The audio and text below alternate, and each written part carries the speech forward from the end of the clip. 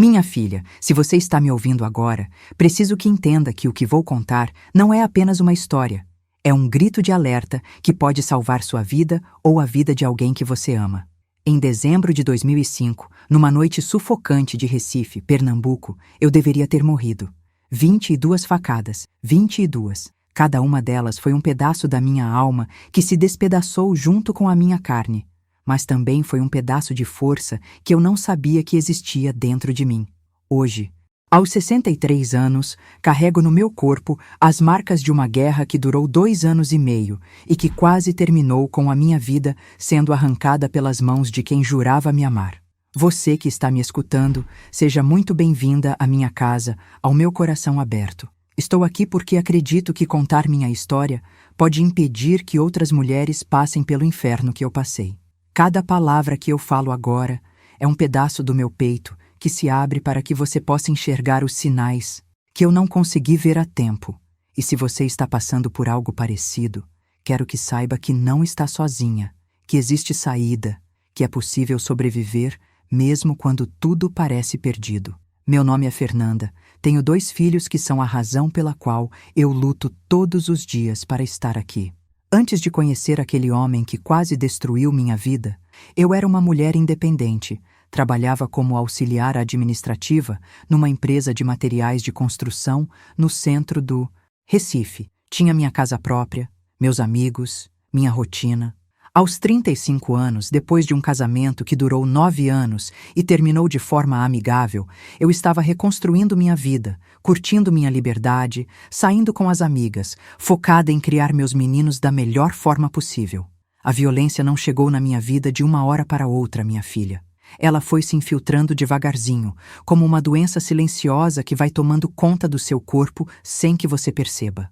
O perigo começou disfarçado de amor, de cuidado, de proteção. E isso que é o mais assustador de tudo, como uma pessoa consegue transformar amor em terror, carinho em sufoco, proteção em prisão. Foi numa festa junina da empresa, em junho de 2003, que eu conheci Antônio. Ele era eletricista, estava lá fazendo a instalação das luzes coloridas para a festa. Alto, moreno, braços fortes de quem trabalhava pesado, sorriso que derretia qualquer coração. Quando ele se aproximou de mim, com aquele jeito meio tímido, oferecendo um copo de quentão, eu senti um frio na barriga que não sentia há muito tempo. Tínhamos quase a mesma idade. Ele 33, eu 35, uma idade em que a gente já sabe o que quer da vida, ou pelo menos achava que sabia. A conversa fluiu de uma forma tão natural que parecia que a gente se conhecia há anos. Ele falava sobre o trabalho dele, como gostava de trabalhar com as mãos, de consertar as coisas.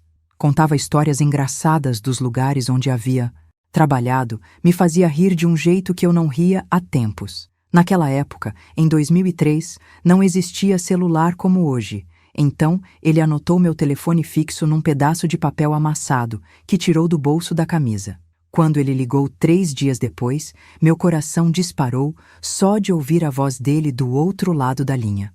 Nossos primeiros encontros foram mágicos, daqueles que a gente guarda na memória como se fossem cenas de filme. Ele me buscava no trabalho com aquela moto vermelha, barulhenta.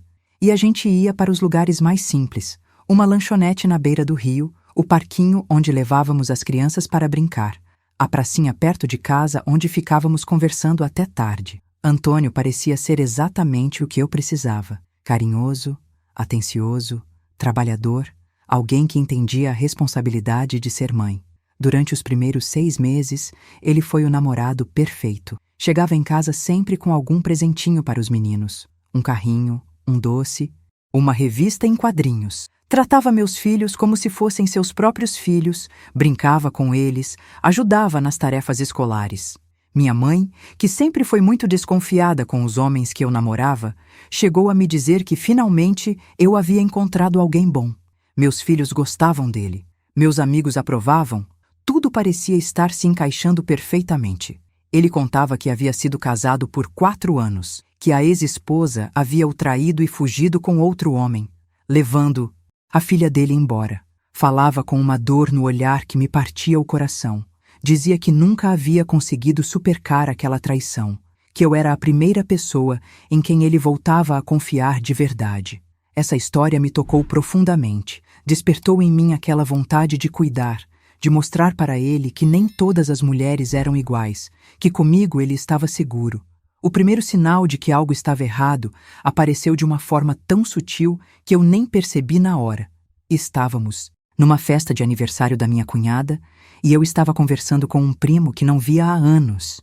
Era uma conversa inocente, lembrando de histórias da infância, rindo de coisas bobas. Quando saímos da festa, Antônio ficou quieto durante toda a volta para casa. Quando chegamos, ele explodiu numa fúria que eu nunca havia visto.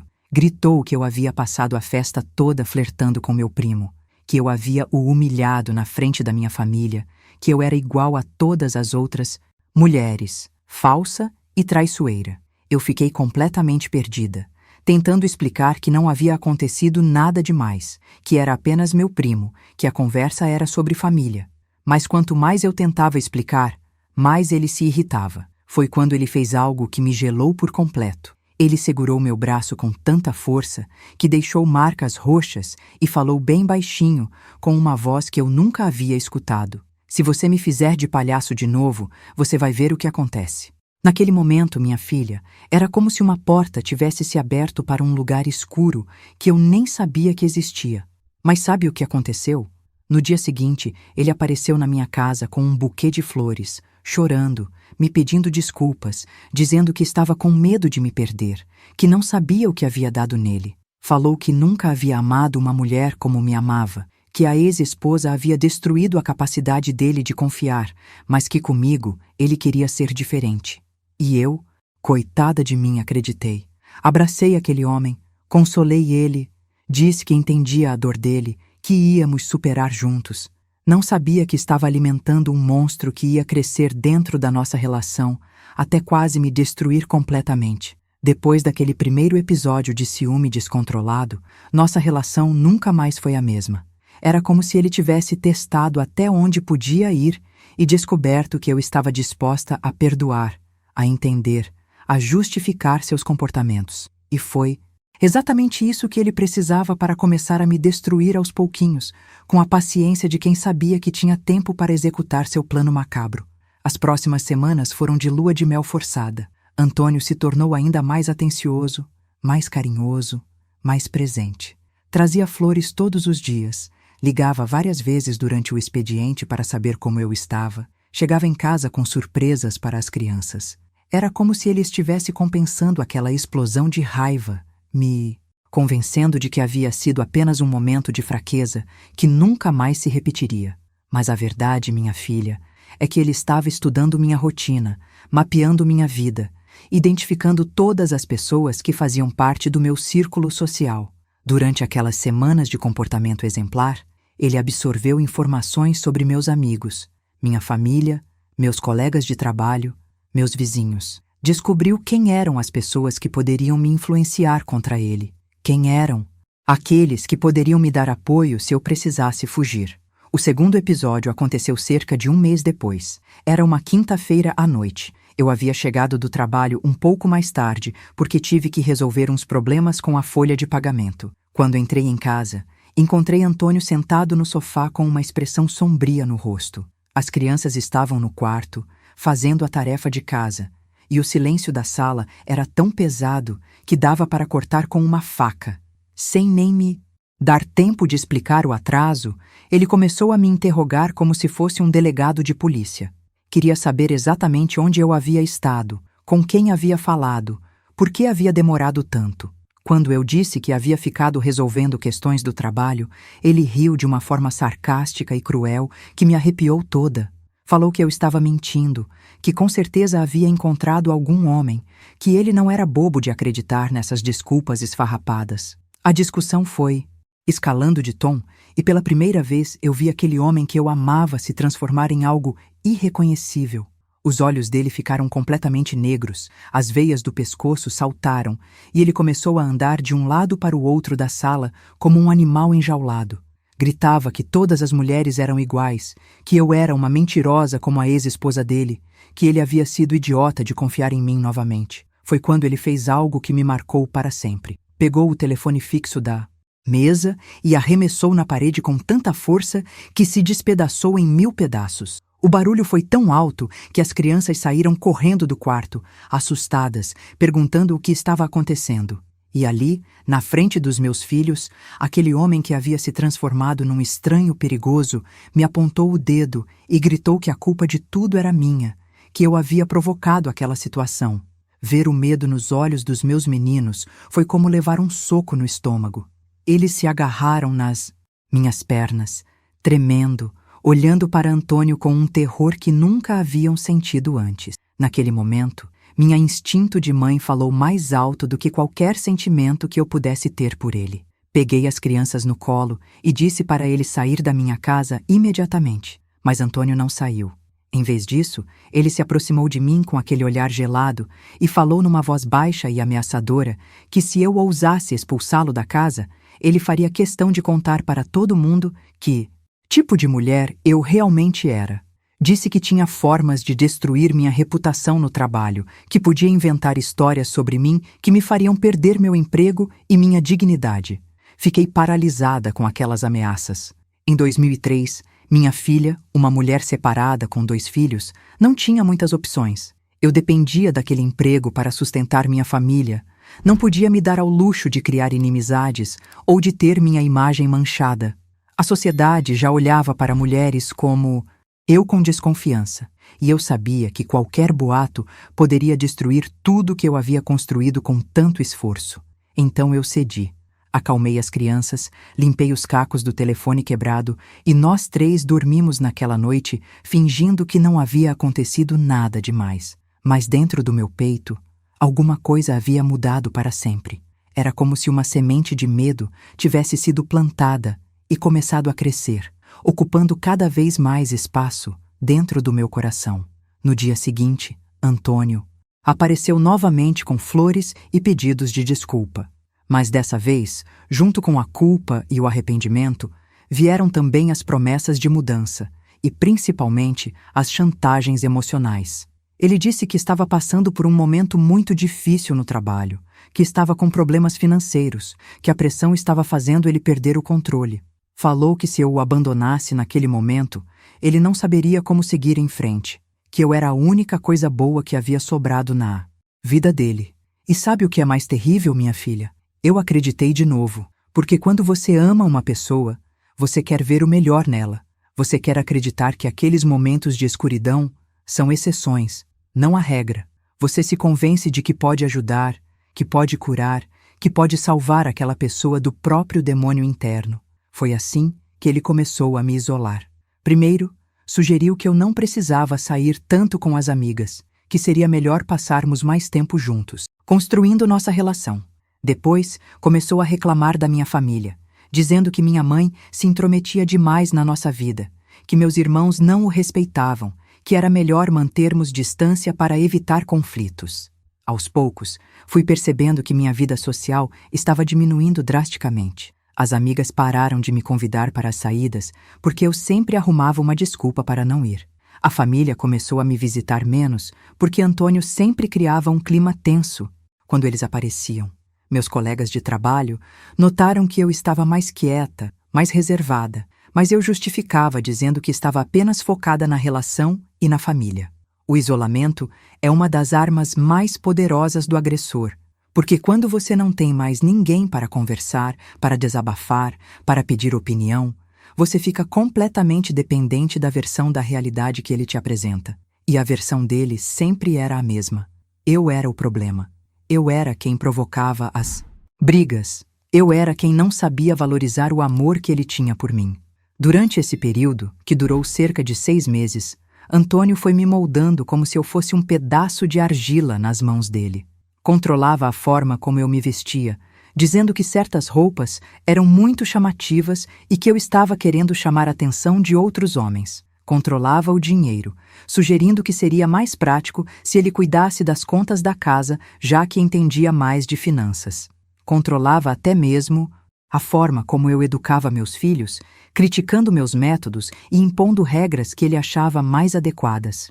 E o mais assustador de tudo é que eu não percebia que estava sendo controlada.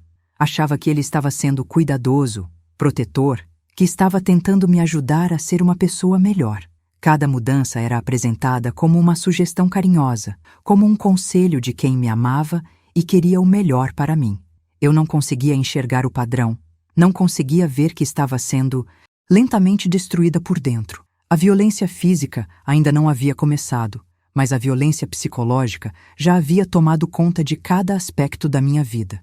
Eu caminhava sobre ovos dentro da minha própria casa, sempre atenta ao humor dele, sempre tentando evitar qualquer coisa que pudesse despertar sua ira. Havia perdido minha espontaneidade, minha alegria, minha capacidade de tomar decisões simples sem me questionar se aquilo o desagradaria. Foi em abril de 2004, quase um ano depois que nos conhecemos, que Antônio cruzou definitivamente a linha que separava o abuso psicológico da violência física. Naquela época, ele já estava morando comigo havia 3 meses. Tinha convencido dizendo que seria mais prático e econômico dividirmos as despesas da casa. Na verdade, minha filha, ele queria ter controle total sobre minha rotina. Queria saber exatamente onde eu estava a cada minuto do dia. Era uma terça-feira chuvosa. Lembro perfeitamente porque a chuva martelava no telhado da nossa casa como se fosse uma premonição do inferno que estava por vir. Eu havia chegado do trabalho às 6 da tarde, como sempre fazia. Mas Antônio estava com aquele olhar estranho, aquele brilho perigoso nos olhos que eu já havia aprendido a temer. Disse que havia ligado para a empresa às 4 da tarde e que a recepcionista havia informado que eu já tinha saído há mais de 1 hora. Tentei explicar que havia saído mais cedo porque não estava me sentindo bem, que havia conversado com meu chefe e ele havia liberado para eu ir ao médico. Mas Antônio não queria ouvir explicações. Estava convencido de que eu havia mentido, que havia encontrado algum homem que estava usando o trabalho como desculpa para me encontrar com amantes. A paranoia dele havia atingido um nível tão alto que qualquer situação normal se transformava numa teoria conspiratória elaborada. Comecei a mostrar os remédios que havia comprado na farmácia, a receita médica que comprovava que eu realmente havia ido à consulta. Mas quanto mais eu tentava provar minha inocência, mais ele se irritava. Foi quando ele disse algo que me gelou até os ossos. Você acha que eu sou idiota? Acha que pode me enganar com essas encenações baratas? Vou te ensinar a me respeitar. Naquele momento, senti um medo diferente de tudo que já havia sentido na vida. Era como se uma fera selvagem tivesse despertado dentro daquele homem que eu conhecia, como se ele tivesse se transformado em algo completamente diferente da pessoa por quem eu me apaixonara. O ar da sala ficou pesado, elétrico, como se uma tempestade estivesse prestes a explodir dentro da nossa própria casa. O primeiro tapa veio sem aviso. Foi tão forte que meu ouvido direito ficou zunindo por horas, e eu senti o gosto de sangue na boca imediatamente. A força do golpe me jogou contra a parede, e por alguns segundos fiquei completamente desorientada, sem conseguir entender o que havia acontecido. Era como se meu cérebro se recusasse a processar a informação de que aquele homem, que dizia me amar mais que tudo no mundo, havia acabado de me agredir. Quando consegui me recompor e olhar para ele, vi uma expressão no rosto dele que nunca vou esquecer. Não era arrependimento, não era horror pelo que havia feito, era satisfação. Era como se ele tivesse finalmente encontrado a ferramenta perfeita para me controlar, como se tivesse descoberto que a violência era a linguagem que eu realmente entendia. Naqueles olhos frios, vi a confirmação de que minha vida havia mudado para sempre. Mas o que veio depois do tapa foi ainda mais devastador do que a própria agressão. Antônio se aproximou de mim devagar, como um predador se aproxima de sua presa ferida, e falou numa voz baixa e ameaçadora. Se você contar isso para alguém, se você ousar fazer escândalo, eu faço questão de mostrar para todo mundo que tipo de mulher você realmente é. E os seus filhos vão descobrir que mãe eles têm. A ameaça contra meus meninos foi como receber uma segunda bofetada, só que dessa vez no coração. Eles estavam na casa da minha mãe naquele dia, graças a Deus, mas a ideia de que ele pudesse usar as crianças como arma contra mim me deixou completamente paralisada. Naquele momento, entendi que não estava mais lidando apenas com um homem ciumento ou controlador. Estava presa nas garras de alguém que era capaz de destruir tudo que eu mais amava na vida. Durante as semanas que seguiram aquela primeira agressão, Antônio foi o namorado mais atencioso do mundo. Trazia flores todos os dias, fazia surpresas românticas, cozinhava para mim, massageava meus pés quando eu chegava cansada do trabalho. Era como se ele estivesse compensando aquele momento de violência, me convencendo de que havia sido apenas um acidente, uma reação desproporcional que nunca mais se repetiria. E eu, coitada de mim, queria acreditar desesperadamente nessa versão da história. Porque aceitar que o homem que eu amava era capaz de me machucar intencionalmente significaria admitir que eu havia feito escolhas terríveis, que havia colocado meus filhos em perigo, que havia sido burra o suficiente para não perceber os sinais de alarme que estavam bem na minha frente. O segundo episódio de violência aconteceu apenas 3 semanas depois e foi ainda mais brutal que o primeiro. Dessa vez, a causa da fúria dele foi ainda mais absurda. Eu havia cumprimentado o vizinho quando estava pendurando a roupa no varal.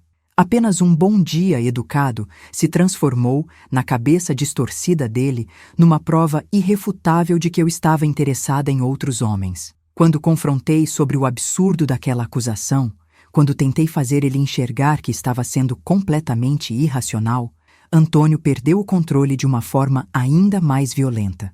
Dessa vez, não foi apenas um tapa. Foram vários, seguidos de empurrões que me jogaram no chão, seguidos de chutes nas costelas que me deixaram sem ar por vários minutos. O mais terrível de tudo era o silêncio dele durante as agressões. Não gritava, não xingava, não demonstrava nenhuma emoção.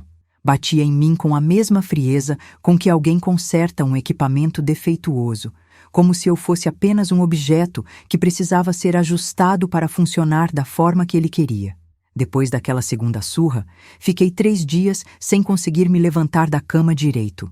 Inventei uma história sobre uma queda para explicar as marcas roxas nos braços e no rosto para minha mãe e para os colegas de trabalho.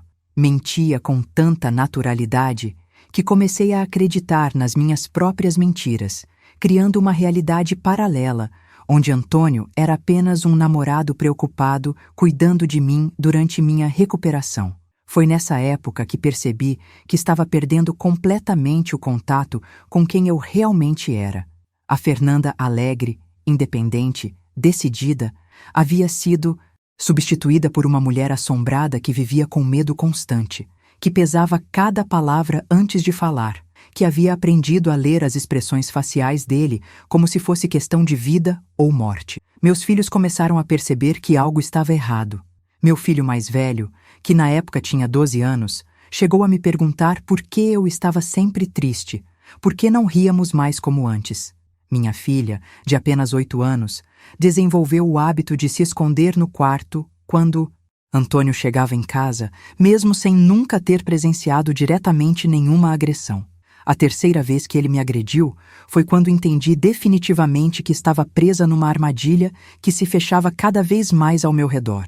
Havia conseguido um emprego melhor, com um salário maior, numa empresa de materiais de construção mais conceituada.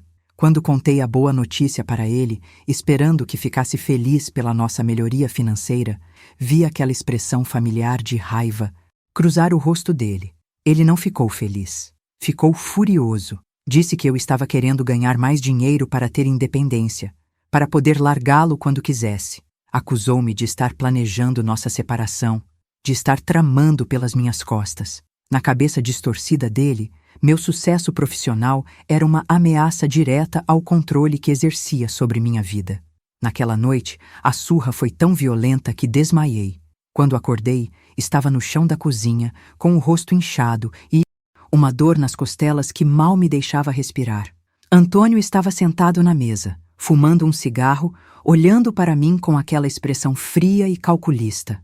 Quando viu que eu havia acordado, apagou o cigarro no cinzeiro e falou com uma calma assustadora. Você vai recusar esse emprego amanhã. Vai inventar qualquer desculpa e continuar onde está. Porque se você aceitar, eu garanto que vai se arrepender pelo resto da vida. Naquela madrugada, deitada no chão gelado da cozinha, com o corpo doendo e o coração despedaçado, entendi que havia perdido completamente o controle sobre minha própria vida. Não era mais uma mulher fazendo escolhas. Era uma prisioneira tentando sobreviver dia após dia, esperando que o próximo episódio de violência não fosse o último. Depois daquele episódio do emprego rejeitado, minha vida se transformou numa prisão de paredes invisíveis. Antônio havia descoberto exatamente onde estavam meus pontos fracos e explorava cada um deles com a precisão de um cirurgião. Meus filhos, meu trabalho, minha reputação, minha autoestima, tudo se tornou refém das oscilações de humor dele, das suas paranoias, dos seus ataques de fúria que pareciam vir do nada. O controle que ele exercia sobre minha vida era tão sutil e ao mesmo tempo tão absoluto que nem eu percebia o quanto havia perdido de mim mesma. Era como se ele fosse me apagando aos pouquinhos, substituindo minha personalidade pela versão de mulher que ele queria que eu fosse, submissa, silenciosa, grata por qualquer migalha de afeto que ele resolvesse me dar. As amigas que ainda insistiam em manter contato comigo recebiam sempre as mesmas desculpas. Não podia sair porque tinha que cuidar da casa. Não podia receber visitas porque Antônio estava trabalhando demais e precisava de silêncio. Não podia participar das confraternizações porque ele não se sentia confortável com certas pessoas. Uma a uma, elas foram desistindo de tentar me incluir nos programas e eu fui me isolando completamente do mundo exterior. Minha mãe, que sempre foi uma mulher muito observadora, começou a fazer perguntas que me deixavam desesperada. Queria saber por que eu estava sempre tão magra, por que tinha aquelas olheiras fundas, por que não sorria mais como antes. Quando ela insistia demais, Antônio criava situações constrangedoras que faziam ela se afastar voluntariamente. Chegava bêbado na casa dela, inventava brigas por motivos bobos, tratava meus filhos com frieza quando minha mãe estava presente. O trabalho, que sempre havia sido meu refúgio, minha fonte de independência e autoestima, se transformou numa fonte de ansiedade constante. Antônio havia começado a aparecer lá sem avisar, criando constrangimentos com meus chefes e colegas. Dizia que estava passando por perto e havia decidido me visitar, mas eu sabia que, na verdade, estava checando se eu realmente estava onde deveria estar, controlando cada minuto da minha rotina. Certa vez, ele apareceu na empresa bem na hora do almoço e encontrou conversar animadamente com um colega de trabalho sobre um projeto que estávamos desenvolvendo. Era uma conversa profissional, inocente, mas na cabeça distorcida dele se transformou numa prova de que eu estava interessada no rapaz. Naquele mesmo dia, quando chegamos em casa, a surra foi tão violenta que fiquei uma semana inteira mancando. Foi nessa época que comecei a desenvolver estratégias de sobrevivência que hoje reconheço como sintomas de trauma profundo. Aprendi a caminhar silenciosamente pela casa para não despertar a atenção dele quando estava de mau humor. Decorei todos os sinais que indicavam quando uma explosão de violência estava se aproximando. O jeito que ele apertava os punhos, a forma como respirava mais pesadamente, a maneira que olhava para mim com aqueles olhos frios e calculistas. Desenvolvi também a habilidade macabra de inventar desculpas para esconder as marcas da violência. Virei uma especialista em maquiagem corretiva, em escolher roupas que cobrissem os hematomas, em criar histórias convincentes sobre acidentes domésticos e quedas imaginárias. Mentia com tanta naturalidade que às vezes eu mesma chegava a acreditar nas minhas próprias invenções. Mas o mais terrível de tudo era o que estava acontecendo com minha mente. Tinha perdido completamente a capacidade de tomar decisões simples sem me questionar se aquilo desagradaria Antônio. Ficava minutos inteiros parada na frente do guarda-roupa, tentando adivinhar qual roupa não despertaria ciúmes ou comentários maldosos. Evitava conversar com vizinhos, colegas, até mesmo com os pais dos amigos dos meus filhos nas festinhas da escola.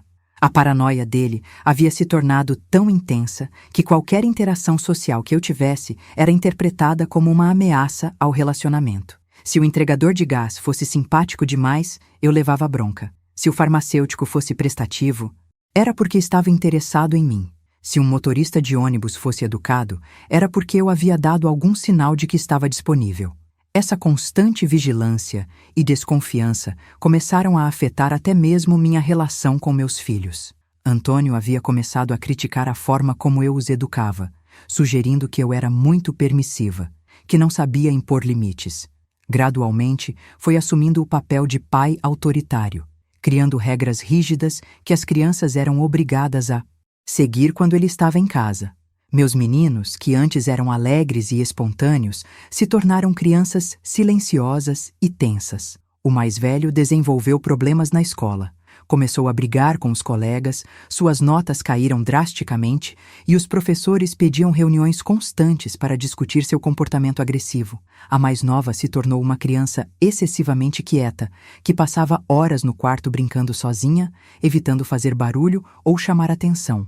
Era como se a violência que eu sofria estivesse contaminando toda a família, mesmo sem que as crianças presenciassem diretamente as agressões. Elas sentiam a tensão no ar. Percebiam meu medo, minha tristeza, minha constante ansiedade, e isso estava destruindo a infância deles, roubando a segurança e a tranquilidade que toda criança deveria ter em casa.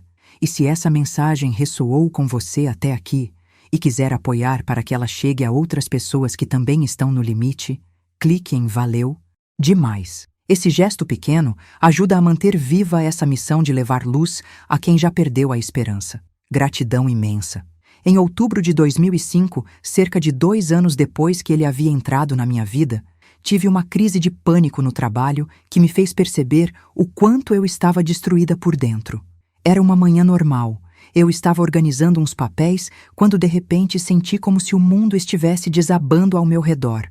Meu coração disparou. Comecei a suar frio.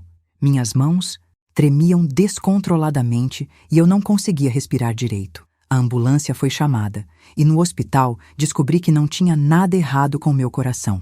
O médico, um senhor de cabelos grisalhos que me examinou com muito cuidado, disse que eu estava sofrendo de estresse severo, que meu corpo estava manifestando sintomas de quem vive em estado de alerta constante. Perguntou se eu estava passando por alguma situação difícil em casa, se havia alguma coisa me preocupando além da conta. Por um momento, senti uma vontade desesperada de contar tudo para aquele médico, de pedir ajuda, de admitir que estava vivendo um inferno dentro da minha própria casa. Mas quando abri a boca para falar, só consegui dizer que estava tudo bem, que provavelmente era só excesso de trabalho. O medo de Antônio descobrir que eu havia falado alguma coisa sobre nossa relação era maior do que minha vontade de ser salva. Quando Antônio chegou ao hospital, representou o papel de namorado, preocupado com uma perfeição que me deixou enjoada. Falava com os médicos com aquela voz carinhosa que eu conhecia tão bem. Segurava minha mão com cuidado, me olhava com uma expressão de amor que qualquer observador externo interpretaria como genuína. Mas eu via nos olhos dele uma satisfação sinistra, como se minha fragilidade fosse a prova de que seu controle sobre mim estava funcionando perfeitamente. Naquela noite, quando chegamos em casa, ele não demonstrou nenhuma preocupação real com minha saúde. Pelo contrário, usou minha crise como mais uma forma de me diminuir. Disse que eu era uma pessoa fraca, que não sabia lidar com pressão, que precisava aprender a controlar minhas emoções. Falou que se eu continuasse criando escândalos daquele tipo, as pessoas iam começar a suspeitar que havia algo errado comigo, não com ele. Foi nesse momento que entendi que Antônio não me via como uma pessoa que ele amava e que estava passando por dificuldades. Me via como um objeto de sua propriedade que estava apresentando defeitos e precisava ser consertado. Minha dor, minha angústia, meu desespero silencioso eram apenas inconveniências que atrapalhavam o funcionamento perfeito da máquina de controle que ele havia construído ao meu redor. Durante as semanas que se seguiram àquela crise, comecei a perceber que estava perdendo completamente a conexão com quem eu realmente era. Olhava no espelho e via uma estranha, magra demais, olhos sem brilho, expressão permanentemente assustada. Havia me tornado uma sombra da mulher que era antes, um fantasma circulando pela própria vida. E o mais assustador de tudo era que estava começando a aceitar aquela situação como normal. Depois de tanto tempo vivendo no medo, a violência havia se tornado minha nova normalidade. Não conseguia mais imaginar uma vida diferente daquela. Não conseguia lembrar como era ser feliz, como era sentir-se segura e amada de verdade. Quase 3 anos depois daquele primeiro encontro aparentemente mágico na festa junina, que tomei a decisão mais desesperada e corajosa da minha vida até aquele momento, tentei fugir. O gatilho foi minha filha mais nova, chegando em casa chorando, com o braço todo marcado, dizendo que havia caído da escada da escola. Mas quando vi as marcas, reconheci imediatamente o formato de dedos adultos apertando um braço de criança. Eram as mesmas marcas que eu via no meu próprio corpo toda semana. Naquela noite, quando confrontei Antônio sobre as marcas no braço da minha filha, ele nem tentou negar. Olhou para mim com aquela frieza que eu conhecia tão bem e disse que a menina estava sendo respondona, que havia falado com ele de forma desrespeitosa, que ele apenas havia ensinado boas maneiras para ela. Falou como se fosse a coisa mais natural do mundo um homem de 36 anos agredir uma criança de apenas 9 anos, porque ela havia contestado alguma coisa que ele disse. Foi naquele momento que algo dentro de mim se quebrou definitivamente. Todas as justificativas que eu havia criado para continuar naquela relação, todos os medos que me paralisavam, toda a esperança de que um dia ele mudaria, tudo isso simplesmente desapareceu. Ver minha filha pequena machucada pelas mãos dele me fez perceber que não estava mais lidando apenas com minha própria segurança. Estava permitindo que um agressor tivesse acesso livre às minhas crianças. Estava falhando como mãe, na única função que realmente importava, proteger meus filhos. Naquela mesma madrugada, enquanto Antônio dormia ao meu lado com a tranquilidade de quem sabia que tinha controle absoluto sobre a situação, comecei a traçar um plano de fuga. Não podia usar o telefone de casa, porque ele checava todas as ligações que eu fazia e recebia. Não podia conversar com ninguém da minha família ou amigos, porque ele havia conseguido me isolar de praticamente todos. Não tinha dinheiro próprio porque ele controlava cada centavo que entrava e saía de casa. Mas tinha uma coisa que ele não conseguia controlar completamente: meu trabalho. Durante os intervalos do almoço, comecei a usar o telefone da empresa para fazer contatos discretos. Primeiro, liguei para minha irmã, que morava em João Pessoa, e expliquei resumidamente a situação. Ela ficou em choque porque eu havia escondido tudo tão bem que ninguém da família desconfiava da gravidade do que eu estava vivendo. Minha irmã, que sempre foi uma mulher prática e decidida, imediatamente se ofereceu para me ajudar. Disse que poderia nos abrigar, eu e as crianças, pelo tempo que fosse necessário, que me ajudaria a recomeçar a vida longe de Recife. Mas havia um problema grande: como sair de casa com 2 crianças sem que Antônio percebesse?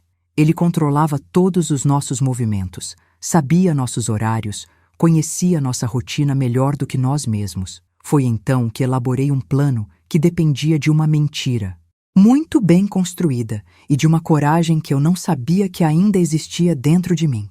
Disse para Antônio que minha mãe havia ficado doente e que precisava levar as crianças para passar o fim de semana com ela, para ajudar nos cuidados. Ele desconfiou imediatamente, como sempre fazia, mas consegui mostrar um remédio que havia comprado para dor de cabeça e disse que era para minha mãe, que ela estava com enxaqueca forte e precisava de ajuda. A desconfiança dele era tanta que insistiu em me levar até a casa da minha mãe para ter certeza de que era verdade. Meu coração quase parou quando ele disse isso, porque não havia preparado minha mãe para aquela mentira. Mas a sorte estava do meu lado naquele dia. Quando chegamos lá, minha mãe realmente estava com dor de cabeça, estava deitada no escuro.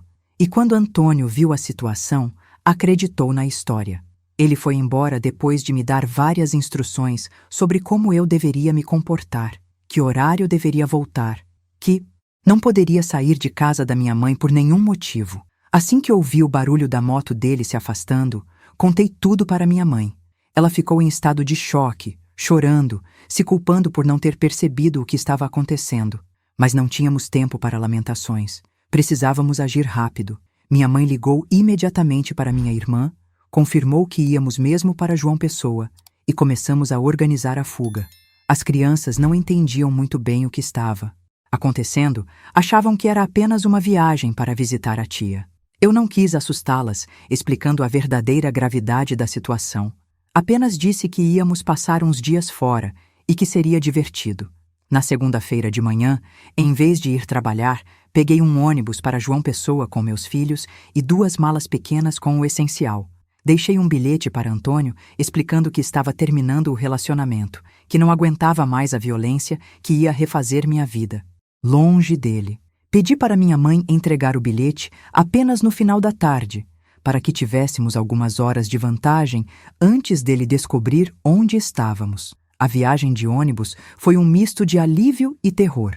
Por um lado, sentia uma liberdade que não experimentava há anos, como se finalmente pudesse respirar fundo depois de tanto tempo prendendo a respiração.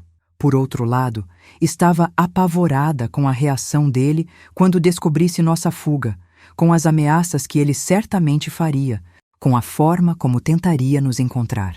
Quando chegamos à casa da minha irmã, em João Pessoa, ela nos recebeu com um carinho que me fez chorar de emoção. Havia preparado um quarto para nós, comprado roupas para as crianças, organizado tudo para que nos sentíssemos acolhidas. Pela primeira vez em anos, dormi uma noite inteira sem ter pesadelos, sem acordar sobressaltada, sem sentir medo de estar na minha própria cama. Mas a paz durou apenas 3 dias. Na quarta-feira pela manhã, Antônio apareceu na porta da casa da minha irmã. Não sei como descobriu onde estávamos, se foi através da minha mãe, se investigou minha família, se usou algum contato que tinha na polícia para nos localizar. O fato é que estava lá, na porta, com aquele sorriso falso que eu conhecia tão bem, representando o papel de namorado apaixonado que havia ido buscar sua família. Minha irmã tentou impedi-lo de entrar. Disse que eu não queria falar com ele, que ele deveria respeitar minha decisão. Mas Antônio tinha uma habilidade impressionante de convencer as pessoas, de fazer parecer que eu era uma mulher desequilibrada que estava criando problemas onde não existiam. Conversou com minha irmã por mais de 1 hora, contando uma versão completamente distorcida da nossa relação, fazendo parecer que eu era uma pessoa instável que estava inventando histórias. Quando finalmente aceitei falar com ele, foi o maior erro da minha vida. Ele não veio com ameaças ou agressões. Veio com lágrimas, com pedidos de desculpa, com promessas de mudança que soavam tão sinceras que até eu, que conhecia todos os truques dele, comecei a acreditar. Disse que havia procurado ajuda psicológica, que estava tomando remédios para controlar a raiva, que havia entendido o quanto me machucara e que faria qualquer coisa para reconquistar minha confiança. Chorou na minha frente como uma criança abandonada.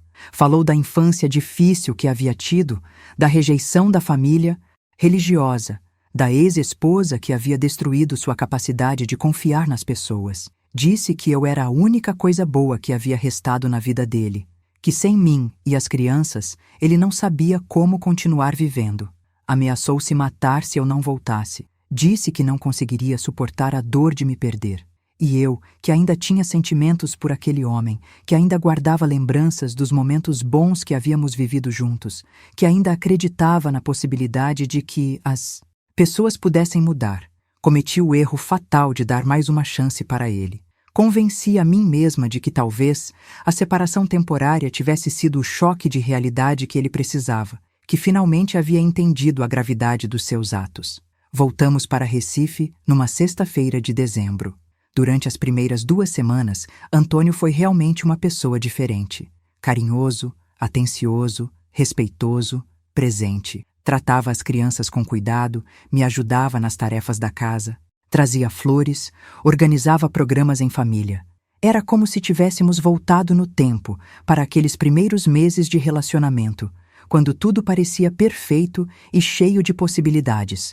Mas a lua de mel da reconciliação durou exatamente 15 dias. Na véspera do Natal de 2005, por um motivo tão bobo que nem consigo lembrar direito, acho que era sobre qual programa assistir na televisão, a violência voltou com uma intensidade que nunca havia experimentado antes. Era como se todo o ódio que ele havia acumulado durante os 3 dias da minha fuga tivesse se transformado numa sede de vingança que precisava ser saciada. Naquela noite, 24 de dezembro de 2005, enquanto meus filhos dormiam, esperando a chegada do Papai Noel, quase morri pela primeira vez. Quero que você saiba, minha filha, que o que vou contar agora foram as horas mais assustadoras da minha vida, quando encarei a morte de frente e por pouco ela não venceu. Era véspera de Natal, e eu estava tentando montar a árvore que as crianças tanto queriam, colocando os enfeites que eles mesmos haviam escolhido na loja. Antônio estava no sofá, bebendo cerveja, com aquele olhar estranho que eu já conhecia tão bem, mas que naquele dia parecia ainda mais sombrio e perigoso. Tudo começou por uma bobagem tão insignificante que até hoje me pergunto como um desentendimento sobre qual programa assistir na televisão pôde se transformar numa tentativa de assassinato. Eu queria deixar o canal dos desenhos para as crianças assistirem antes de dormir, e ele queria ver o jogo de futebol que estava passando. Uma discussão normal entre qualquer casal se transformou numa guerra declarada entre um predador e sua presa. Quando tentei pegar o controle remoto para mudar o canal, Antônio segurou meu pulso com tanta força que senti como se os ossos fossem se quebrar. Mas dessa vez havia algo diferente no olhar dele. Uma escuridão que eu nunca havia visto antes, como se algo dentro dele tivesse se rompido definitivamente. Era como se ele tivesse tomado uma decisão, como se tivesse decidido que aquela seria a última vez que eu o contrariaria. As crianças perceberam imediatamente que algo estava errado e começaram a chorar, se agarrando nas minhas pernas, implorando para que não brigássemos na véspera do Natal. Foi quando Antônio fez algo que nunca havia feito antes. Gritou com eles, ordenou que fossem para o quarto e que não saíssem de lá por nada no mundo. O terror nos olhos dos meus filhos foi como uma facada no meu coração, mas eu não podia fazer nada para protegê-los naquele momento. Assim que as crianças se trancaram no quarto, chorando de medo, Antônio se transformou completamente. Era como se tivesse tirado uma máscara que usava há 3 anos e finalmente me permitido ver o monstro real que sempre esteve ali, escondido por trás daqueles sorrisos falsos e declarações de amor. Os olhos dele ficaram completamente negros, as veias do pescoço saltaram, e ele começou a andar pela sala como um animal selvagem prestes a atacar. Começou me chamando de todos os nomes que você pode imaginar e outros que nem ouso repetir. Disse que eu era uma vadia igual a todas as outras mulheres, que havia sido idiota de acreditar que eu era diferente, que eu estava destruindo ele como a ex-esposa havia feito. Falava como se eu fosse responsável por todos os problemas da vida dele, como se minha simples existência fosse uma ofensa pessoal que precisava ser punida. Tentei me afastar, ir em direção ao quarto das crianças, mas ele me bloqueou o caminho. Foi quando percebi que não havia mais possibilidade de conversa, de negociação, de pedidos de desculpa que pudessem acalmar aquela fera que havia despertado dentro dele. Pela primeira vez em 3 anos de relacionamento, vi nos olhos dele a intenção clara e fria de me matar. O primeiro soco veio no meu estômago, me deixando completamente sem ar. Caí no chão, tentando respirar, e foi quando ele começou a me chutar nas costelas com uma violência que parecia não ter fim. Cada chute era acompanhado de xingamentos, de acusações, de ameaças que me gelavam até os ossos. Dizia que ia me ensinar a respeitar ele, que ia fazer eu pagar por todos os momentos de humilhação que havia passado por minha causa. Consegui me arrastar até a cozinha, tentando fugir daquela fúria descontrolada, mas ele me seguiu. Foi quando vi ele pegar a faca de cortar carne, que estava sobre a pia, e naquele momento soube que ia morrer. O brilho da lâmina sob a luz da cozinha foi como ver minha própria sentença de morte sendo assinada. Nunca vou esquecer a expressão de satisfação sádica que cruzou o rosto dele quando segurou aquela faca. A primeira facada veio nas costas, quando tentei correr em direção à porta da frente. A dor foi tão intensa que meu corpo inteiro entrou em choque. Mas o instinto de sobrevivência falou mais alto. Continuei correndo, gritando por socorro, tentando chegar até a rua onde alguém pudesse me ajudar. Mas Antônio era mais forte, mais rápido, e estava decidido a terminar o que havia começado. Me arrastou de volta para dentro de casa pelos cabelos, e foi quando começou o verdadeiro massacre. 22 facadas. 22 vezes aquela lâmina entrou no meu corpo, perfurando minha carne, meus órgãos, minha alma. Cada golpe era acompanhado de palavras de ódio, como se ele estivesse executando uma missão sagrada, como se minha morte fosse a única forma de resolver todos os problemas do mundo. O mais terrível de tudo era o silêncio entre as facadas. Antônio não gritava, não demonstrava emoção, não parecia nem mesmo cansado pelo esforço. Esfaqueava com a mesma frieza com que alguém corta um pedaço de carne, como se eu fosse apenas um objeto que precisava ser destruído. Era como se ele tivesse se desconectado completamente da realidade, como se estivesse executando um plano que havia ensaiado muitas vezes na mente. Durante aqueles minutos eternos, enquanto sentia minha vida escorrendo junto com o sangue pelo chão da cozinha, tive pensamentos que nunca imaginei que fossem possíveis. Pensei nos meus filhos no quarto, ouvindo os barulhos, sabendo que algo terrível estava acontecendo com a mãe deles. Pensei em como eles iam descobrir meu corpo, como iam viver com essa imagem para sempre. Pensei em todas as coisas que não teria chance de falar para eles, todos os abraços que não poderia dar, todas as lágrimas que não poderia enxugar.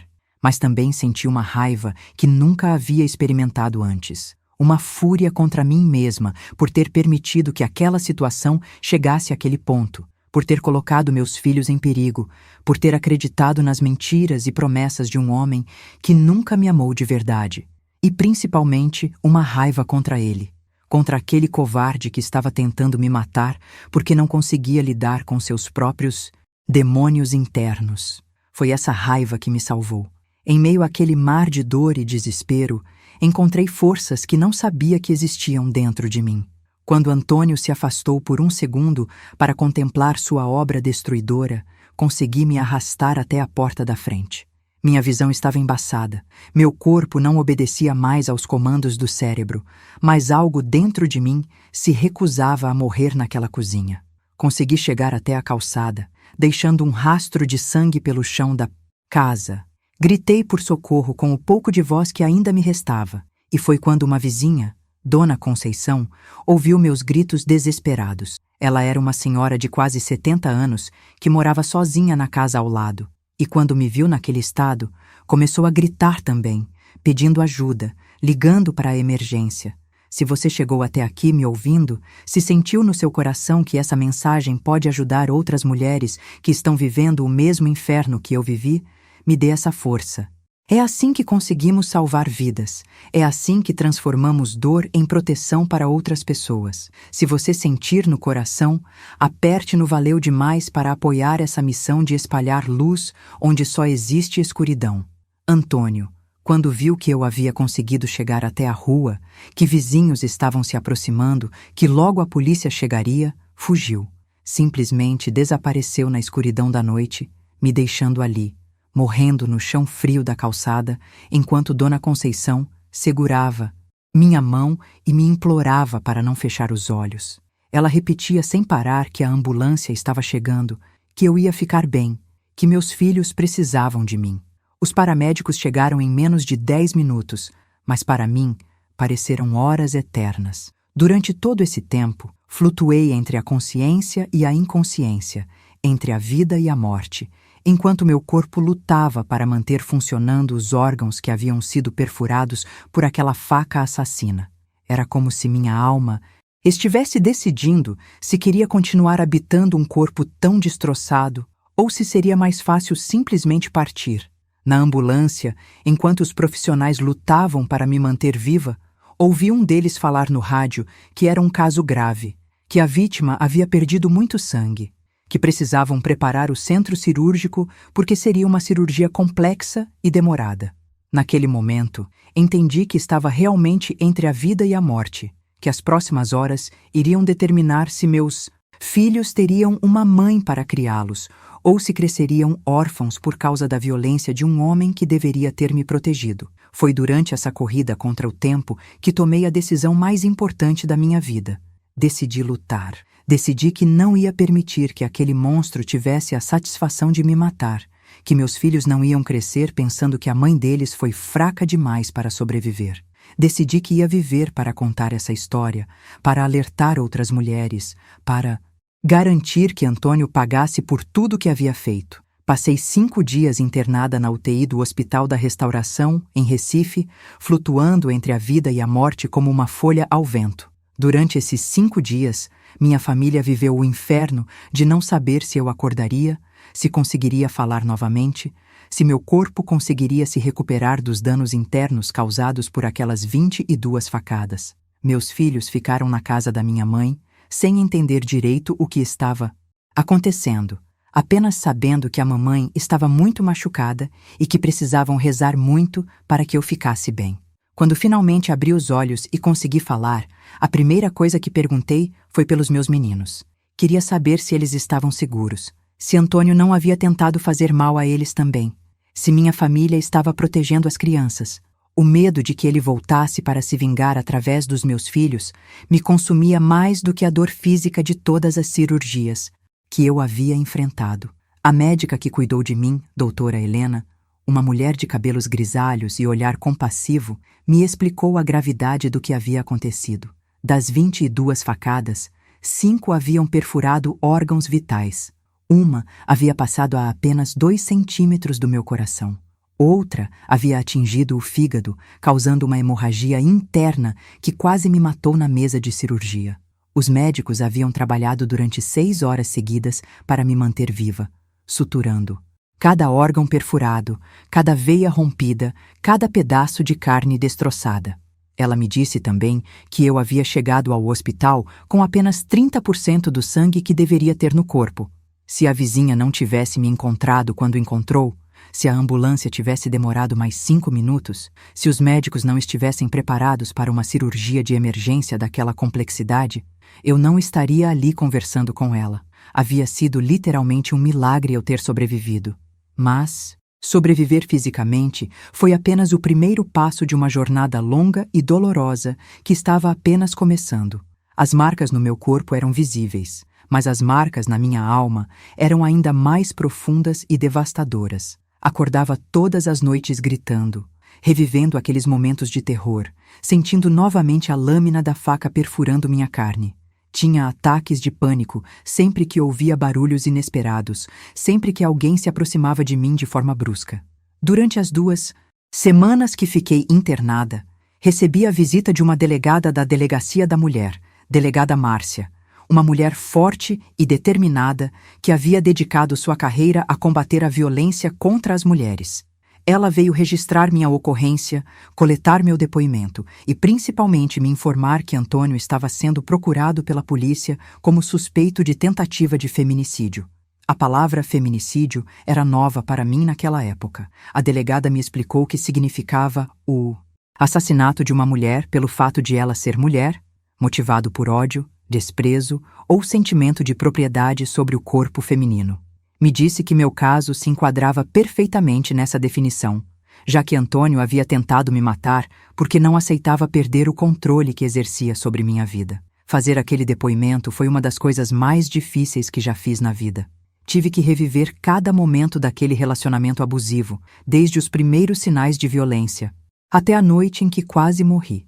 A delegada foi muito paciente e cuidadosa, me explicando que cada detalhe que eu conseguisse lembrar seria importante para construir um caso sólido contra Antônio, para garantir que ele fosse preso e condenado. Descobri também que Antônio havia desaparecido completamente após o crime. Havia abandonado o trabalho, a casa onde morávamos, todos os contatos que tinha na cidade. A polícia suspeitava que ele havia fugido para outro estado, talvez usando documentos falsos, talvez se escondendo na casa de parentes distantes. Isso significava que eu e meus filhos continuávamos em perigo enquanto ele estivesse solto. Quando recebi alta do hospital, 3 semanas depois daquela noite terrível, minha vida havia mudado completamente. Não podia mais morar na casa onde o crime havia acontecido. Cada cômodo daquele lugar me lembrava do terror que havia vivido. Minha mãe vendeu alguns móveis dela para conseguir o dinheiro do aluguel de uma casa pequena num bairro diferente, onde poderíamos recomeçar sem as memórias traumáticas do lugar anterior. Os meses que se seguiram foram os mais difíceis da minha vida. Fisicamente, estava me recuperando bem das cirurgias, mas emocionalmente estava completamente destruída. Desenvolvi depressão severa. Não conseguia dormir direito, não conseguia comer, não conseguia trabalhar. Passava os dias inteiros em casa, com medo de sair, com medo de encontrar Antônio na rua, com medo de que ele voltasse para terminar o que havia começado. Meus filhos também estavam sofrendo profundamente com toda aquela situação. Meu filho mais velho, que na época tinha 14 anos, se tornou extremamente protetor comigo. Não queria me deixar sozinha nem por 1 minuto. Desenvolveu insônia e passou a dormir no chão do meu quarto todas as noites, dizendo que precisava me proteger caso alguém tentasse me machucar novamente. Minha filha, que tinha apenas 10 anos, parou de falar por quase 2 meses. Comunicava-se apenas através de gestos e desenhos. Foi quando a assistente social do hospital, Dona Silvana, me indicou um grupo de apoio para mulheres vítimas de violência doméstica que funcionava numa igreja do bairro. No início, resisti muito à ideia. Não queria falar sobre o que havia acontecido comigo. Não queria ouvir histórias de outras mulheres que haviam passado por situações parecidas. Achava que isso só me faria reviver o trauma, me manter presa naquela dor. Mas minha mãe insistiu tanto que eu fosse pelo menos uma vez, que acabei cedendo. E foi naquele grupo que comecei a entender que não estava sozinha, que não era a única mulher que havia sido enganada por um homem violento, que não era minha culpa ter acreditado nas mentiras e promessas dele. Ouvir outras sobreviventes contando suas histórias me fez perceber que eu não era fraca, não era burra, não era responsável pela violência que havia sofrido. Havia mulheres ali que haviam passado por coisas ainda piores do que eu. Uma havia sido queimada pelo ex-marido e tinha cicatrizes por todo o corpo. Outra havia perdido a visão de um olho depois de uma surra. Uma terceira havia sido obrigada a se prostituir para sustentar os vícios do companheiro. Mas todas elas tinham algo em comum. Haviam sobrevivido. Haviam encontrado forças para reconstruir suas vidas. Haviam aprendido a confiar em si mesmas novamente. O grupo era coordenado por Irmã Lucília, uma freira de Mississippi, aproximadamente 60 anos, que dedicava sua vida a ajudar mulheres em situação de vulnerabilidade. Ela não apenas conduzia as reuniões semanais, mas também nos ajudava com questões práticas, orientação jurídica, encaminhamento para empregos, cursos profissionalizantes, acompanhamento psicológico gratuito. Foi através desse grupo que consegui meu primeiro emprego após o crime. Uma das participantes, que trabalhava numa empresa de limpeza, me indicou para uma vaga de auxiliar administrativa. O salário não era grande, mas significava independência financeira, significava não precisar depender da ajuda da minha família para sustentar meus filhos. Mais importante ainda, significava que eu estava readquirindo minha autonomia, minha capacidade de tomar decisões sobre minha própria vida. 6 meses depois do crime, em junho de 2006, recebemos a notícia que estava esperando desde o dia em que saí do hospital. Antônio havia sido preso. A polícia o encontrou, escondido numa cidadezinha do interior da Paraíba, morando com uma prima distante, usando um nome falso. Havia conseguido emprego numa oficina mecânica e estava tentando refazer a vida como se nada tivesse acontecido. Quando a delegada me ligou para dar a notícia da prisão, senti uma mistura de alívio e medo.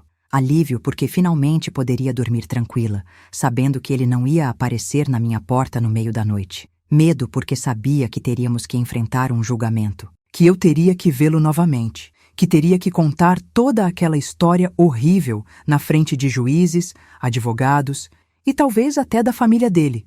O processo judicial durou quase 2 anos. Foram audiências intermináveis, laudos médicos, perícias psicológicas, depoimentos de testemunhas. Tive que reviver aquele trauma tantas vezes que às vezes sentia como se estivesse sendo violentada novamente, só que dessa vez pelo próprio sistema de justiça que deveria me proteger. Durante todo esse período, o grupo de apoio foi minha âncora.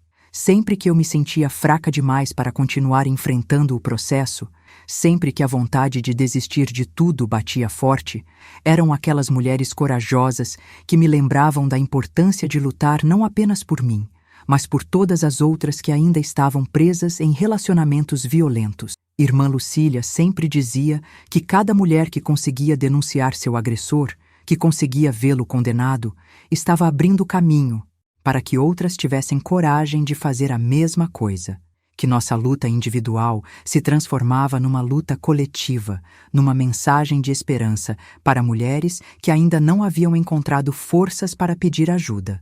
Em março de 2008, quase 2 anos e meio depois daquela noite terrível, Antônio foi condenado a 16 anos de prisão por tentativa de feminicídio. Quando ouvi a sentença sendo lida pelo juiz, chorei de alívio, de gratidão, de uma sensação de justiça que eu não sabia se um dia sentiria. Não era apenas uma vitória pessoal, Era a confirmação de que a sociedade estava começando a entender que violência contra a mulher não era problema privado, era crime grave que merecia punição severa. A condenação de Antônio foi apenas o fim da primeira fase da minha jornada de reconstrução. 16 anos de prisão significavam que eu e meus filhos teríamos tempo para curar nossas feridas, para aprender a viver sem medo, para descobrir quem éramos quando não.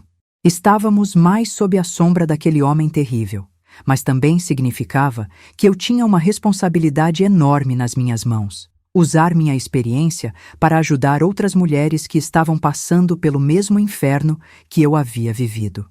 Nos anos que se seguiram ao julgamento, dediquei minha vida a 2 missões principais: criar meus filhos da melhor forma possível, dando a eles todo o amor e segurança que haviam perdido durante aqueles anos de terror, e trabalhar incansavelmente para alertar outras mulheres sobre os perigos dos relacionamentos abusivos. Cada cicatriz no meu corpo se tornou uma ferramenta de educação.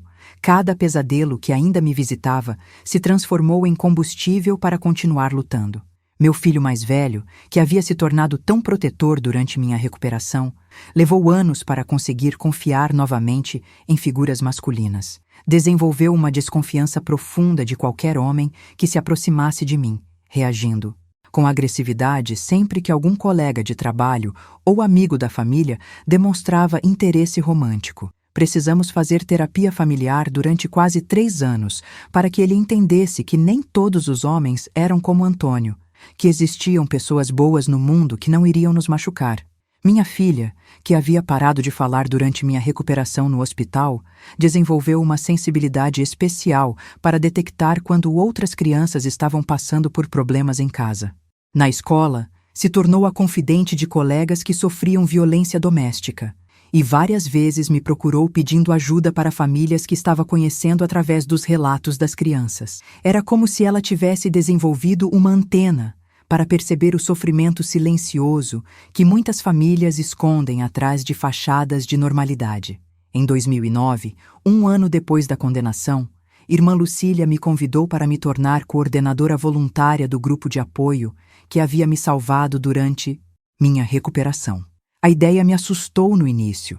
Falar sobre minha experiência para desconhecidas, reviver aqueles momentos dolorosos toda semana, assumir a responsabilidade de orientar mulheres que estavam tão perdidas quanto eu havia estado. Mas quando vi o primeiro grupo de mulheres que chegou sob minha coordenação, entendi que aquilo não era uma escolha, era um chamado. Havia uma jovem de apenas 19 anos que chegou com o rosto tão inchado que mal conseguia abrir os olhos. O namorado dela, de 25 anos, havia quebrado o nariz dela porque ela havia cumprimentado um vizinho na rua. Outra mulher, de 45 anos, havia sido obrigada pelo marido a se prostituir para pagar as dívidas de jogo dele. Uma terceira, grávida de 6 meses, havia sido chutada na barriga pelo companheiro e estava com medo de perder o bebê. Cada história que ouvia era como olhar num espelho do passado, reviver minha própria jornada através da dor de outras mulheres. Mas também era uma oportunidade de oferecer algo que eu não havia tido quando mais precisei: a certeza de que era possível sobreviver, de que existia vida depois da violência, de que aquelas mulheres não estavam sozinhas na luta contra seus agressores. Durante os 15 anos em que coordenei aquele grupo, ajudei mais de 300 mulheres a saírem de relacionamentos abusivos. Algumas chegavam apenas com hematomas, outras chegavam quase mortas. Algumas conseguiam sair na primeira tentativa, outras voltavam para os agressores várias vezes antes de finalmente encontrarem coragem para se libertarem definitivamente. Mas todas elas ensinaram algo sobre a força incrível que existe dentro do coração feminino, sobre a capacidade que temos de nos reinventarmos mesmo depois de sermos completamente destruídas. Uma das histórias que mais me marcou foi a de Joana, uma professora de 38 anos que chegou ao grupo em 2012 depois de ter sido espancada pelo ex-marido na frente dos 3 filhos pequenos.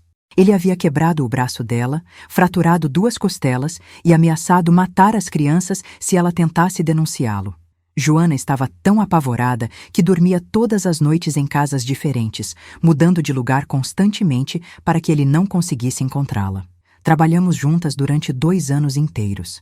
Ajudei ela a conseguir uma medida protetiva, a encontrar um advogado que aceitasse defender seu caso gratuitamente, a se mudar para outro bairro onde pudesse recomeçar a vida com segurança. Quando o ex-marido dela foi finalmente preso e condenado a 12 anos de reclusão, Joana chorou tanto de alívio que pensei que ela fosse desidratar.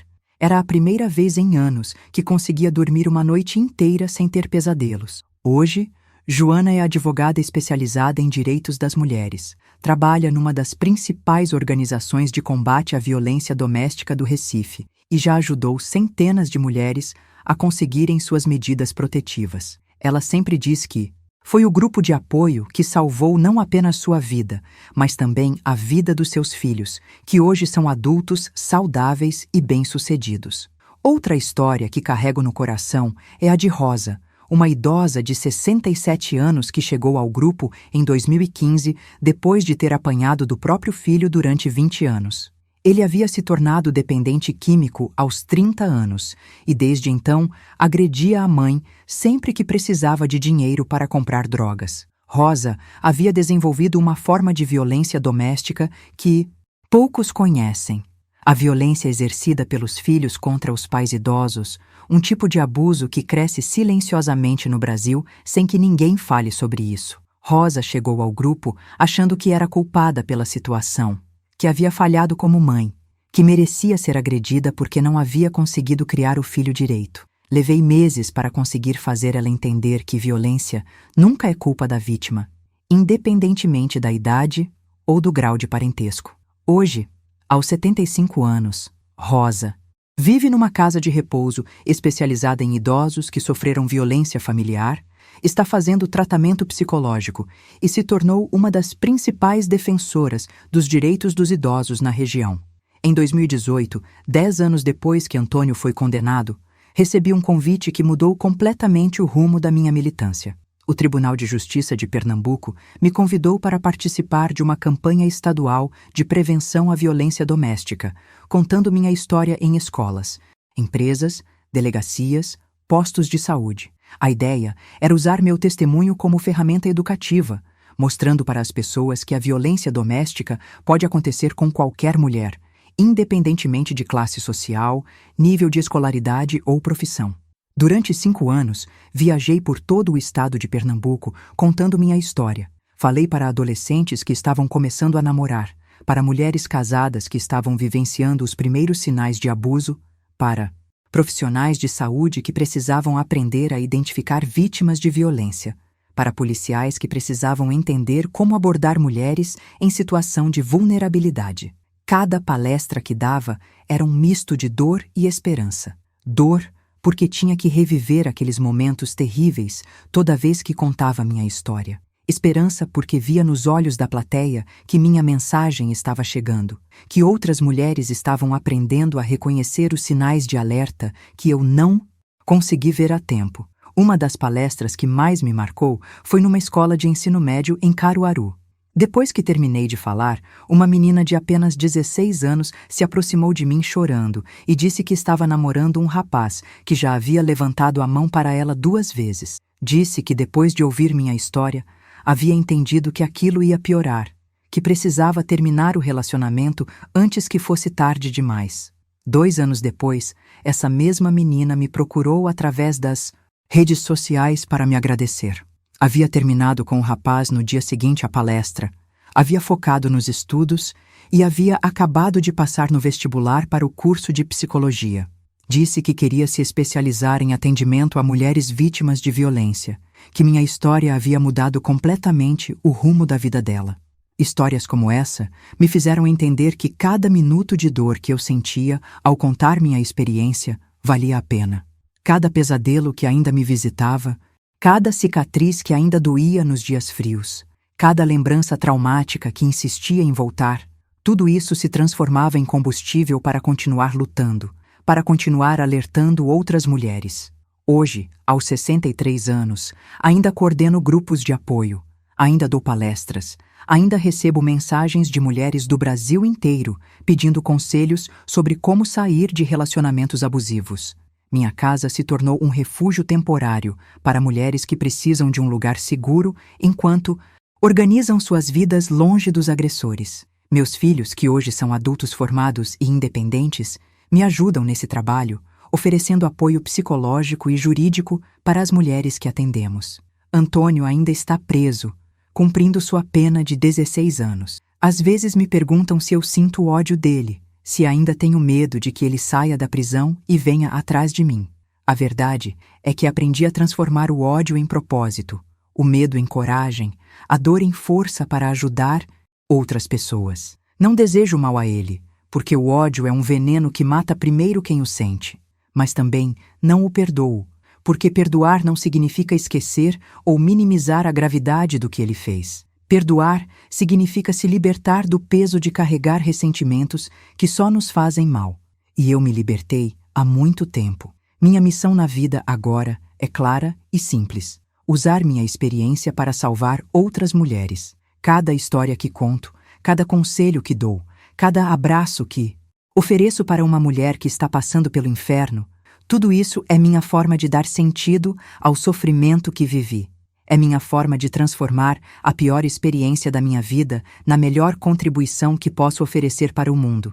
Se você chegou até aqui me ouvindo, se minha história tocou seu coração de alguma forma, eu quero que saiba que você não está sozinha.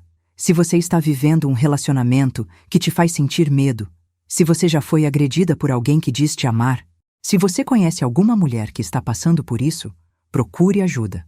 Existe saída, existe vida depois da violência, existe um futuro melhor esperando por você. Ligue para o 180, procure a delegacia da mulher mais próxima, converse com alguém de confiança. Não espere a situação piorar. Não acredite que ele vai mudar. Não se culpe pelo que está acontecendo. A violência nunca é culpa da vítima. Sempre é possível recomeçar, sempre é possível ser feliz novamente. E se minha história serviu para abrir seus olhos, para tocar seu coração, para te dar esperança ou para te fazer entender que existe saída para qualquer situação de violência, eu te peço que se inscreva neste canal, que compartilhe essa mensagem com outras pessoas, que me conte nos comentários como essa conversa te afetou. Conte sua história também, porque cada testemunho, cada experiência compartilhada, cada voz que se levanta contra a violência, nos torna mais fortes na luta por um mundo onde todas as mulheres possam viver sem medo. Minha filha, você que me ouviu até aqui, você que dedicou seu tempo para conhecer minha jornada, saiba que fez parte da minha missão. Cada pessoa que escuta essa história e sai diferente dela, cada mulher que aprende a reconhecer os sinais de alerta, cada homem que reflete sobre suas atitudes, cada jovem que entende que amor verdadeiro nunca machuca, todos vocês são parte da transformação que precisamos ver no mundo. Obrigada por me ouvir, obrigada por estar aqui, obrigada por fazer parte dessa corrente de amor e proteção que precisa abraçar todas as mulheres deste país. Que Deus abençoe cada uma de vocês, que os proteja de toda a violência e que usem essa história para espalhar luz onde ainda existe muita escuridão. Um abraço cheio de carinho desta sua amiga Fernanda e até nossa próxima conversa.